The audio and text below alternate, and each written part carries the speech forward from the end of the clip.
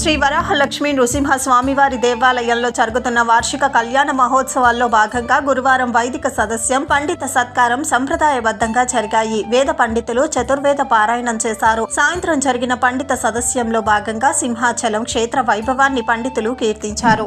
ఒంటిమిట్ట శ్రీ కోదండ రామస్వామి దేవాలయంలో బ్రహ్మోత్సవాలు ఘనంగా జరుగుతున్నాయి. ఈ ఉత్సవాలలో భాగంగా 6వ రోజు శుక్రవారం కోదండ రామస్వామి శివ ధనుర్భంగ అలంకరణలో భక్తులకు దర్శనమిచ్చారు. కొండగట్టు ఆంజనేయ స్వామి ఆలయంలో శుక్రవారం నుంచి హనుమాన్ చిన్న జయంతి ఉత్సవాలు ప్రారంభం కానున్నాయి. 3 రోజుల పాటు నిర్వహించనున్న ఉత్సవాలకు దాదాపు 4 లక్షల వరకు దీక్షాపరులు తరలివచ్చే అవకాశం ఉందని ఆలయ అధికారులు భావిస్తున్నారు. గుడిబండ మండల కేంద్రానికి కూతవేటు దూరంలో వెలసిన తుమ్మల మారమ్మదేవి ఉత్సవాల్లో భాగంగా గురువారం సాయంత్రం పోతులరాజు పుష్పాలంకరణ మహోత్సవాన్ని వైభవంగా నిర్వహించారు. తొలుత తుమ్మల మారమ్మదేవి మూల విరాజ్కు ప్రత్యేక పూజలు చేసి మహాంకాళి రూపంలో అలంకరణ చేశారు.